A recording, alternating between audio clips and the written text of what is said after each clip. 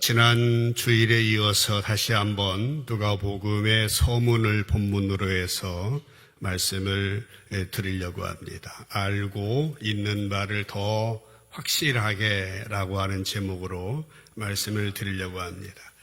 지난 주일 보았던 것처럼 누가복음서를 쓴 누가라고 하는 사람은 의사라는 직업을 가지고 있었고, 특별히 사도 바울의 동역자로서 사도 바울의 마지막까지 함께 했던 귀한 하나님의 사람이었습니다.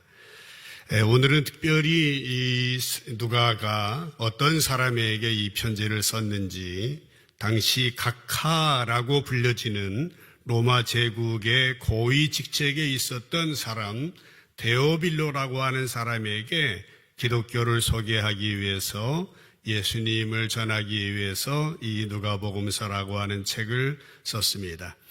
사실 데오빌로라고 하는 사람이 어떤 사람인지에 대해서는 성경 속에 명확하게 나타나 있지는 않습니다. 그래서 성서학자들은 많은 상상을 합니다. 데오빌로를 가명이라고도 하고 또 가상의 인물이라고도 생각을 했습니다. 그러나 데오빌로가 누구인지는 그렇게 중요하지는 않은 것 같습니다. 더 중요한 것이 있다고 한다면은 그것은 그 사람의 이름의 뜻입니다. 데오빌로라고 하는 말은 데오스, 헬라어로 하나님이라고 하는 말과 사랑한다, 필로스라고 하는 말에 합쳐진 말입니다. 그래서 데오빌로는 하나님께서 사랑하시는 사람이라는 뜻이든지 아니면 하나님을 사랑하는 사람이라는 의미로 설명할 수 있겠습니다. 데오빌로라고 하는 말은 헬라 말입니다마는 아마데우스라고 하는 말이 있습니다. 같은 의미인데요. 유명한 음악가 모차르트의 이름이 볼프강 아마데우스 모차르트인데, 아마데우스라고 하는 말은 이 라틴어로 데오빌로, 하나님이 사랑하시는 사람, 또 하나님을 사랑하는 사람이라고 하는 의미인 것입니다. 사실 우리들 모두는 지금 이 땅에 살고 있는 데오빌로들이라고 할 수 있습니다. 우리들은 모두 하나님께서 택해서 하나님의 자녀가 되는 놀라운 권세를 받은 사람들입니다. 모두 하나님께 사랑받은 사람이에요. 또 동시에 하나님을 사랑한다고 고백하는 사람들이에요. 그렇기 때문에 이 누가복음서는 바로 저와 여러분들에게 주시는 하나님의 편지, 하나님의 메시지다라고 볼 수 있습니다. 하나님께서 이 땅의 데오빌로들에게 예수님에 대해서 더 잘 알려주시기 위해서 누가라고 하는 사람을 통해서 이 책을 쓰게 해주셨다라고 하는 것입니다. 그런데 당시에는 어떤 관례가 있었는가 하면은, 누군가 책을 쓰게 되면은 고위 관리라든지 유명인에게 헌정하는 것이 관례였다고 합니다. 그래서 그 책을 받은 사람이 인정하면 인정할수록, 또 좋아하면 좋아할수록 그 책은 잘 쓴 책이 되었고 유명한 책이 되었다라고 하는 것입니다. 그러나 누가가 이 누가복음서를 쓴 것은 단순히 데오빌로에게 인정을 받거나 데오빌로에게 더 만족을 주기 위해서 그랬던 것은 아닙니다. 누가는 데오빌로를 비롯해서 이 땅에 더 많은 사람들이 누가복음서를 읽음으로 말미암아 예수님을 만나기를, 예수님을 경험하기를 원하는 간절한 마음이 있었기 때문에 이 책을 쓴 것입니다. 그 자신도 출신 이방인이라고 그랬죠. 마게도냐에서 사람이라고 또 상상할 정도로, 뿐만 아니라 지난주일에 누가복음의 특징을 보았던 것처럼 여인들의 복음이고, 잃어버린 자들에 대해서 낮은 사람들, 가난하고 소외되고 버림받은 사람들을 생각하면서 이 누가복음서를 쓴 것입니다. 오늘 우리가 누가복음서의 말씀을 전하고 듣는 가운데 이제 하나님께서 이 누가를 통해서 누가복음서를 우리에게 전해주었는데, 더더욱 예수님에 대해서 더 많이 알아가고 이 말씀을 전하고 듣는 가운데 예수님에 대해서 더 경험해 가는 은혜가 저 여러분들에게 넘치게 되기를 먼저 주님의 이름으로 간절히 축복합니다. 첫 번째로 누가복음 이 책만 뿐만 아니라 예수님에 대한 글을 쓴 사람들이 많이 있었음이 본문에 나오고 있습니다. 1절, 2절을 보겠습니다. 우리 중에 이루어진 사실에 대하여 처음부터 목격자와 말씀의 일꾼된 자들이 전하여 준 그대로 내력을 조설하려고 붓을 든 사람이 많은지라 라고 하는 것입니다. 1절에 우리 중에 이루어진 사실이 뭡니까? 예수님의 사건이죠. 예수님의 사건에 대해서 조설하려고 붓을 든 사람들이 많았다라고 하는 것입니다. 지난주에도 잠시 언급했습니다마는 예수님의 생애와 교훈에 대해서 글을 쓴 사람들이 많이 있었습니다.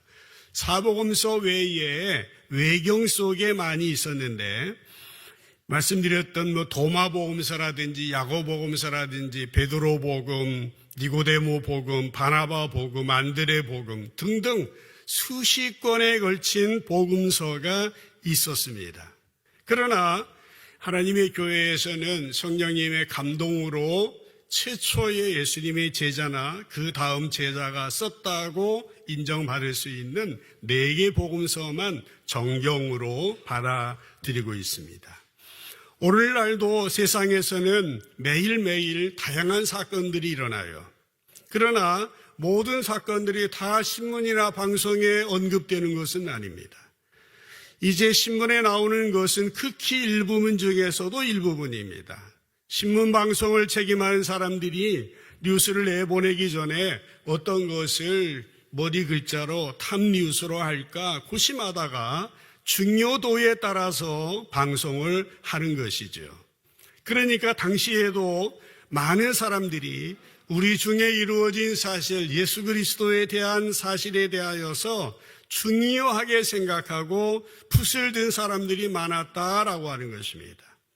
여러분, 예수 그리스도의 사건은 그 당시에도 그러한 것처럼 2000년이 지난 오늘도 지금도 세상의 모든 사건 중에서도 가장 중요한 사건이 예수 그리스도의 사건입니다. 잘 믿으시지 않을 수도 있겠습니다만은 예수 그리스도의 사건은 역사의 분기점을 이루고 역사의 분수령이 되는 놀라운 사건입니다. 오늘 우리가 2024년을 살아가고 있는데 그 기원이 바로 예수님의 탄생에 있는 것이죠. 예수님 탄생 이전을 우리는 Before Christ, 그리스도 이전이라고 그러고 예수님 탄생 이후를 AD, 라틴어로 아노 도미니, 주님의 해라고 하는 의미를 가지고 있는 것입니다. 예수님의 사건은 이렇게 놀라운 사건입니다. 그런데 이 누가는 1절에서 이 사건이 뭐라고 했습니까? 우리 중에 이루어졌다라고 그렇게 말하고 있다라고 하는 것입니다. 우리가 누구입니까? 넓게 보면은 온 인류이고요. 좁게 보면은 예수 그리스도의 오심을 기다리던 사람들이었습니다. 우리 중에 이 사건이 일어났다라고 하는 것입니다. 이 말을 그때 아니고 오늘 우리들에게 적용해 본다면 예수 그리스도의 사건이 우리들 가운데에도 일어난 사건이라고 하는 의미입니다. 여러분, 예수 그리스도의 사건이 여러분에게는 어떤 의미입니까? 어떻게 다가왔습니까? 예수님의 사건이 여러분에게 어떻게 일어났습니까? 언제 예수님을 만나고 예수님을 알아가고 예수님을 경험하였습니까? 우리가 정말 예수님의 사건이 나의 인생의 분기점이 되는 사건이라고 믿어진다면 세상에서 일어나는 어떤 사건보다도 더 중요한 사건임에 틀림이 없는 것입니다. 그래서 신문이나 방송을 대하는 것보다도 예수님에 대한 사건에 대해서는 더 중요하게 여겨야 할 것입니다.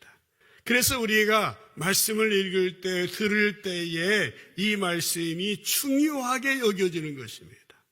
우리가 이 말씀을 제대로 읽고, 제대로 이해하고, 제대로 해석하고, 제대로 볼 수 있는 눈이 열려서 지혜롭게 하나님이 원하시는 삶을 이 땅에서 살아가야 하는 것이죠.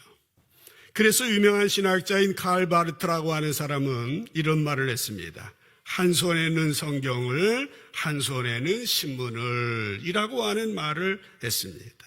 이 말이 무슨 의미인지 대강 이해는 되시죠? 항상 우리의 삶 속에 일어나는 문제들이 있습니다. 그 문제들을 어떻게 해석하고 어떻게 이해해야 되느냐? 말씀을 가지고 이해하고 해석해야 된다라고 하는 것입니다. 우리는 그것을 기독교적인 세계관이요, 기독교적인 가치관이다라고 말할 수 있습니다.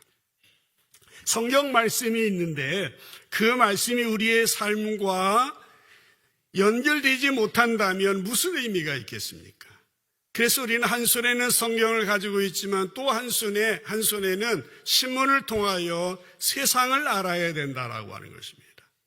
그래서 성경 말씀 텍스트를 우리의 상황, 컨텍스트에 잘 적용할 줄 알아야 되는 것입니다. 이런 신앙이 균형 잡힌 신앙이고 이 신앙이 성숙하고 건강한 신앙이에요. 여러분의 손은 어디에 있으십니까? 여러분의 한 손에는 신문을 통하여 세상의 흐름을 파악할 줄 알아야 됩니다. 한 손에는 하나님의 말씀을 통하여 이제 그 말씀의 의미와 하나님의 마음, 하나님의 계획, 하나님의 뜻을 알아야 됩니다. 그 삶 속에 균형 잡힌 성숙한 좌로나 우로나 치우침이 없는 그러한 신앙인으로 세워져야 한다라고 하는 것입니다. 그래서 누가복음을 기록했던 당시에 많은 사람들이 중요하게 이렇게 알고 이 복음서를 썼더라라고 하는 것입니다. 그러면 두 번째로 누가는 어떻게 이 복음서를 기록하였습니까? 2절에 보면은요, 처음부터 목격자와 말씀에 일꾼된 자들이 전하여 준 그대로라고 그렇게 말하고 있습니다. 누구예요? 목격자들, 그리고 말씀에 일꾼된 자들. 이 사람들이 누굽니까?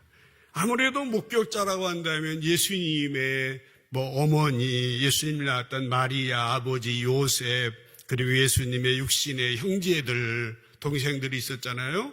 그리고 예수님의 12제자들, 그리고 누가복음 10장에 나오는 70문도, 70명의 전도자들, 또 예수님이 만나 주셨던 여러 사람들이 있었던 것입니다. 처음부터 목격자들과 말씀에 일꾼된 자들, 이 사람들이 전해준 그대로를 전했다라고 하는 것이에요. 여러분, 누가는요, 자기 머리로 상상해서 추리해내서 이 누가복음서를 쓴 것이 아니에요. 복음서는 이 땅의 역사 속에 일어난 사건을 근거로 하는 것이지 상상의 산물은 아닌 것입니다. 이제 팩트를 기록된 거예요. 그래서 목격자와 말씀에 일꾼된 자들, 말씀에 일꾼된 자들이라고 하는 말의 일꾼은 사역자다, 수종자다, 제자다, 그런 의미를 가지고 있습니다. 그러니까 누가는 이제 예수님을 만난 사람들, 또 예수님의 말씀에 대하여서 헌신한 이런 사람들을 통하여서 이제 그들이 전해준 그대로 기록했다라고 그렇게 말하고 있습니다. 여러분, 어떤 일에 목격자가 된다고 해서 다 헌신하는 증인의 삶을 사는 것은 아닙니다. 어떤 사람은 자기의 이익 때문에 증언을 피하는 사람도 있습니다. 그러나 어떤 사람은 담대하게 희생을 무릅쓰고 증언해 주는 사람도 있습니다. 근데 누가복음은 예수님을 위해서 자신의 삶을 헌신했던, 희생했던 담대한 사람들이 전해준 이야기인 것입니다. 이 사람들은 예수님의 복음을 증거했고 누가는 그들이 전해준 그대로 자세히 기록을 해서 오늘 우리들이 이 말씀을 듣고 은혜를 받게 되었던 것입니다. 얼마나 놀라운 일인지 알 수 없는 것입니다. 이따 설교 후에 부를 찬송가 586장이 어루민족 누구에게나 결단할 때 있나니 그런 찬양을 부를 건데요. 특별히 3절 가사에 의미 있는 구절이 나옵니다. 순교자의 빛을 따라 주의 뒤를 쫓아서 십자가를 등에 지고 앞만 향해 가리라 그랬습니다. 여러분, 순교자의 빛이라고 하는 의미는 어떤 의미겠습니까? 순교자들이 등불을 가지고 앞으로 갑니까? 그런 의미가 아닙니다. 순교자들은 자신의 몸을 태워서 우리들이 걸어가는 길에 불을 비추어줬다라고 하는 것입니다. 이 가사는요, 순교자들이 화형을 당한 것을 염두에 두고 이 가사가 나온 것입니다.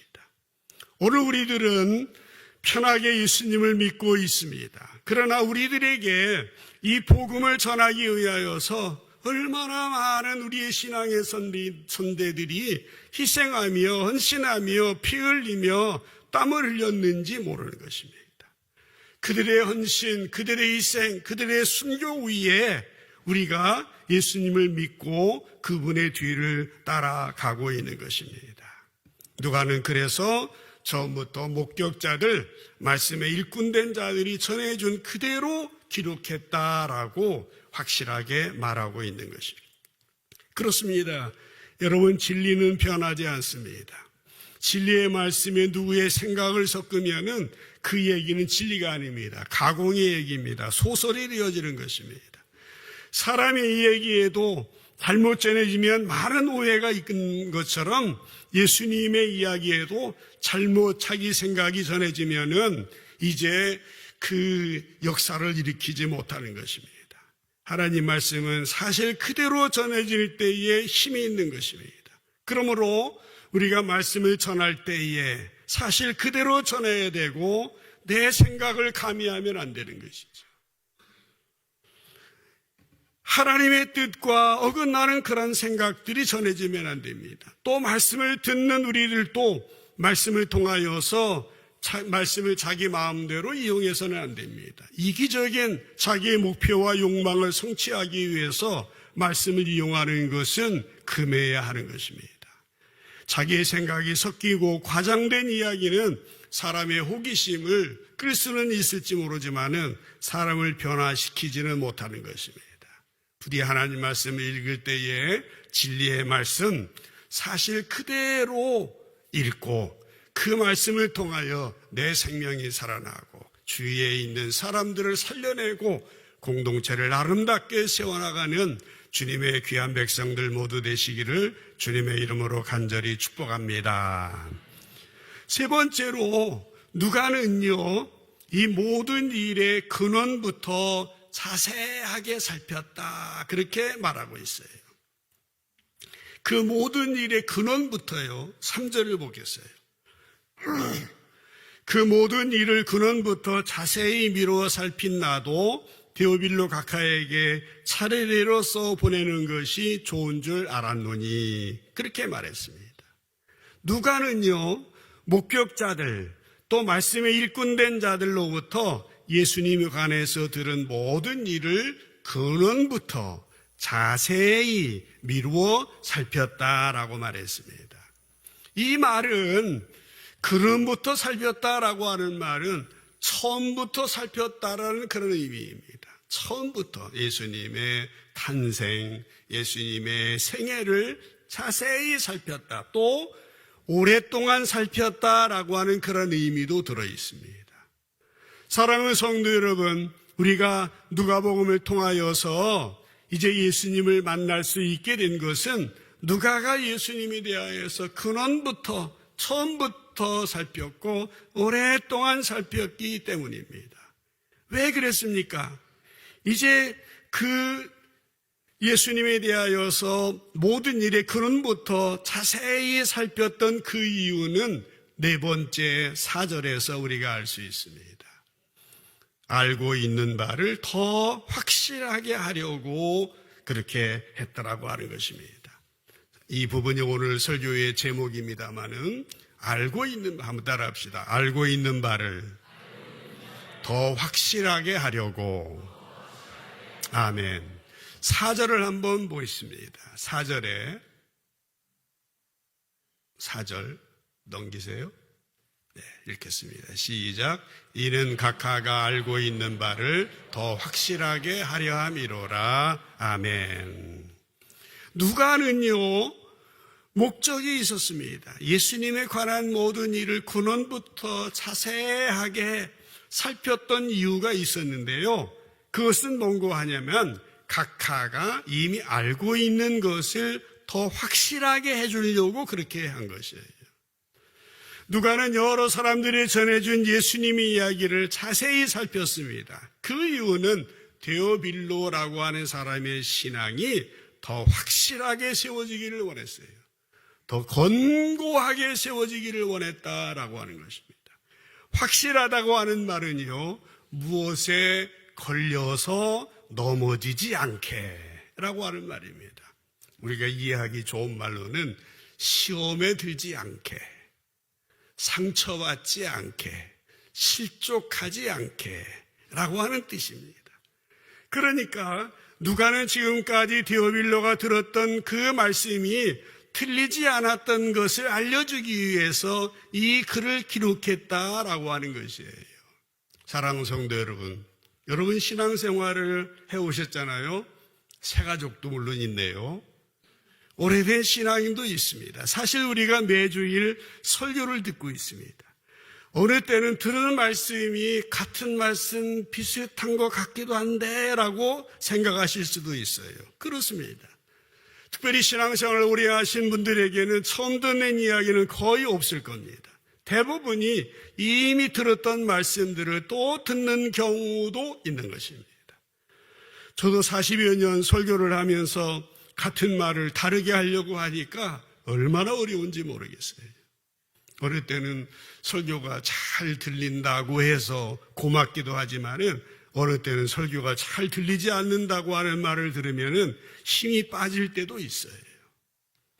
여러분, 오늘 이 누가복음서를 쓴 누가는 데오빌로라고 하는 사람이 이미 알고 있는 바를 더 확실하게 해주려고 누가복음을 쓴 거예요. 여러분 혹시 이 하나님 말씀을 잘 듣기 위하여서 어떻게 하고 있습니까? 어떤 분은 그렇더라고요. 설교를 메모를 하신대요. 메모를 하신대요. 왜 메모를 하냐고 그랬더니 제 설교가 좋아서 메모하는 줄 알았더니 안 좋으려고 해요 그러더라고요. 그렇더라도 좋더라고요. 한번 메모를 해보세요. 그리고 주일날 와서 20, 30분 설교를 들으려면은 너무 따뜻하게 해놓으니까 졸음이 오세요 하고 있는데 토요일날 조금 옛날 같으면 주말에 명화 보지 말라고도 했는데 요즘에는 맨날 명화가 나오니까 하여튼 토요일날은 조금 조심해 보세요. 그리고 그 주보가 밴드에 그 토요일날 오후 5시 전후에는 올라가니까 설교 본문을 보고 한번 읽어오시는 것도 한번 생각해 보시길 바라요. 그러면은 설교하는 것들이 조금 더 들릴 수도 있을 거예요. 저도 물론 노력하고 그렇게 해야 되겠지만은 정말 우리들이 하나님 말씀에 대하여서 귀가 있는데 듣지 못한다고 한다면은 얼마나 마음이 아픈 얘기입니까? 성령님께서는 사모하는 마음을 만족하게 하시고 주린 영혼에게 좋은 곳으로 채워주신다라고 말씀하고 있습니다. 성령님 마음을 열어주세요. 귀를 열어주세요. 사모하는 마음을 주세요. 만족하게 해주세요. 성령님이 하시는 일 가운데 능력도 주시고 그렇게도 하시지만은 위로도 하시지만은 성령님이 하시는 일은 일루미네이션이라고 그러죠. 조명하신다고 그래요. 캄캄한데 안 보이는데 보게 해주시는 거예요. 안 들리는데 듣게 해주시는 것입니다. 그래서 우리가 말씀을 들을 때에 우리의 신앙이 더 확실해져야 돼요. 우리의 신앙이 더 견고해져야 됩니다. 매너리즘에 빠져서 주일날 와야 마음이 편하고 그런 것들이 아니라 말씀이 더 나에게 피가 되고 살이 되고 영혼의 양식이 되고 나의 인생의 가치관이 되고 나의 인생의 그 세계관이 되어야 한다고 하는 것입니다. 하나님 말씀을 들으면서 여러분의 신앙이 더 확실해지고 더 견고해질 수 있게 되기를 주님의 이름으로 간절히 축복합니다. 여러분, 신앙이 확실해진다라고 하는 말, 견고해진다고 하는 말은 어떤 말입니까? 한결같다라고 하는 그런 의미도 들어 있습니다. 일정하다라고 하는 그런 의미도 들어 있습니다. 여러분, 우리가 볼링을 칠 때도 점수가 들쭉날쭉하면은 실력이 없는 거예요. 한결같아야 돼요. 운동선수가 실력이 좋다는 말은 일정하다는 말이에요. 어떤 때 100m를 뛰는데 막 9초, 10초 나오기도 하고 어느 때는 20초도 나오고 그러면은 실력이 좋지 않은 거예요.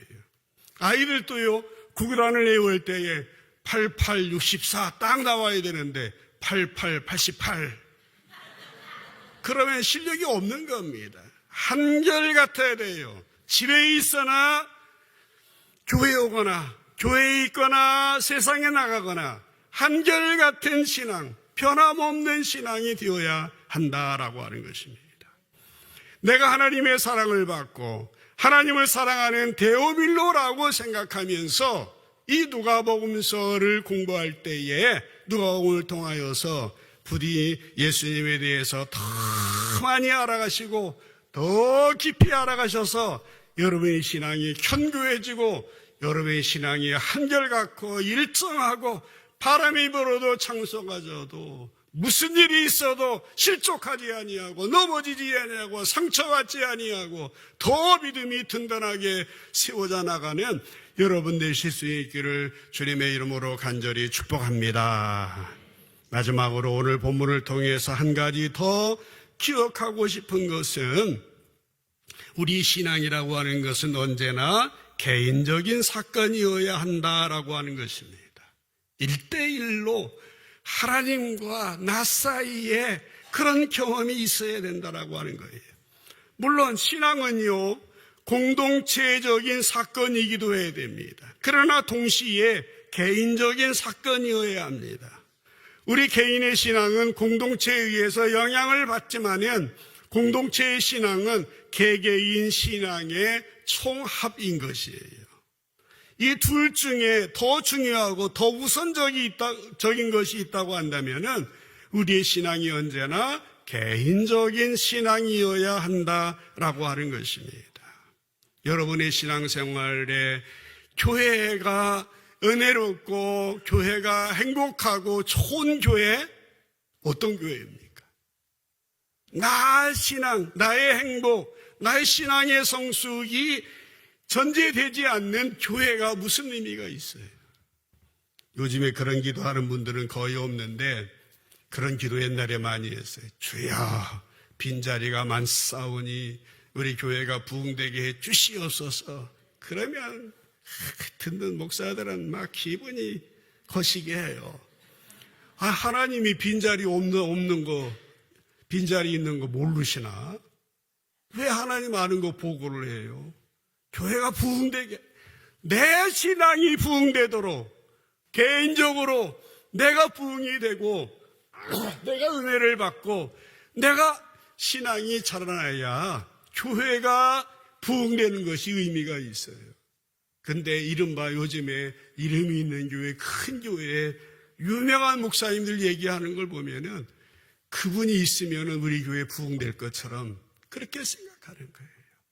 내가 얼마나 개인적으로 아무도 없을 때에 말씀 생활하고 있는가, 기도 생활하고 있는가, 성도의 교회를 나누고 있는가, 봉사하고 있는가, 전도하고 있는가, 내 신앙이 얼마나 수평생활과 수직생활이 조화를 이루고 균형을 이루고 있는가, 그걸 하나도 생각 않고 뭐 누구 열심히 안 내고 뭐 누구 어쩌고 그런 걸로 인하여서 서로 판단하고 정죄하고 누구는 뭐 실력이 없고 뭐 누가 실력이 있고 뭐 누구 데려오면 뭐 하고 의미가 없는 거예요.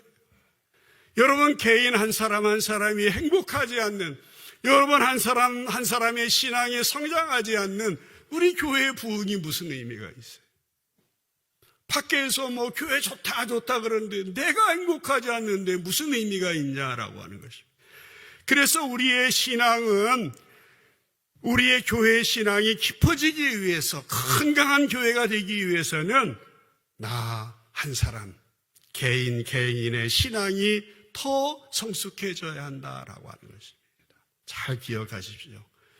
성경에 보면은 구약에 다윗이라고 하는 사람이요, 하나님에 대해서 고백을 합니다. 시편 18편 1절 2절에 보면은 한번 같이 읽어요. 시작. 나의 힘이신 여호와여, 내가 주를 사랑하나이다.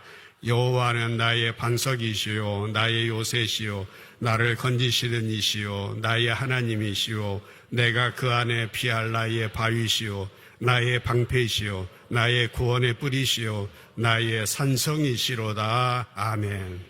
이 시는요, 다윗이 목동으로 있을 때 사울을 피해서 도망다니면서 철저하게 개인적으로 깨달아졌던 하나님에 대한 고백입니다. 단 2절밖에 안 되는데 가장 많이 나오는 단어는 어떤 단어입니까? 나. 하나님에 대해서 내가 만났다는 거예요. 10번이나 2절에서 반복을 하고 있어요. 다윗이 하나님에 대해서 이렇게 다양하게 고백할 수 있었던 것은요, 개인적으로 하나님과 철저한 동행이 있었기 때문에 이런 고백을 할 수 있었다라고 하는 것입니다.